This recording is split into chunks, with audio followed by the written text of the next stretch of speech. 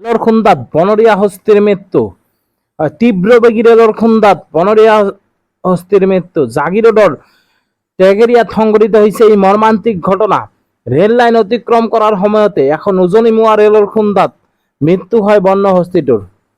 ৰাজ্য চৌদিশে বান পৰিস্থিতিৰ সময়তে খাদ্যৰ সন্ধানত সোণাইকুছি বনাঞ্চলৰ পৰা হাতীটো ওলাই আহিছিল বুলি জানিব পৰা গৈছে।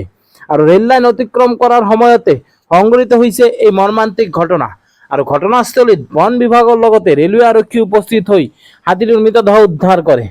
আমাৰ সৈতে স্থানীয় ৰাইজৰ কিছু মন্তব্য আছে, সেয়া আপোনালোকক শুনাবলৈ আজি যত্ন। খুব দুখিত আৰু বেয়া লাগিছে। আমাৰ সোণাইকুছি বনাঞ্চলৰ পৰা আমাৰ দেশাল টেঘেৰিয়াৰ নতুন দেশাল ফালে ৰাতি ৰেল লাইন ক্ৰছ হৈ গাঁৱৰ মাজত হাতী দুটা হাতী গাঁৱৰ মাজত গৈছিলে।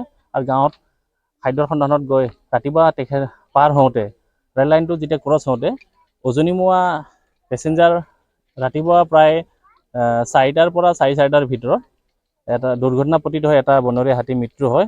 আমি ৰাতিপুৱা প্ৰত্যক্ষ কৰোঁ আৰু আমি দেখি খুবেই বেয়া লাগিছে। আমি অঞ্চলবাসী ৰাইজে আহি বাবা গণেশক আমি তেখেতৰ প্ৰাৰ্থনা কৰিছোঁ যাতে এনেকুৱা দুৰ্ঘটনা আমাৰ এই অঞ্চলত যাতে আৰু পুনৰাই নহয়। আজি টেঘেৰিয়া গাঁৱততো সোমাইছে। ৰাতি 2টা আছিলে, এটা সৰু এটা ডাঙৰ। এই গাঁৱত সোমাইছে, মানুহৰ ঘৰত ধান চান খাইছে। মানে ওলাই অহা টাইমতে সেইখিনি টাইমত এক্সিডেণ্ট হৈছে, ইয়াত বাগৰি আছে দেখা পাইছে। আৰু এই তেনেকুৱা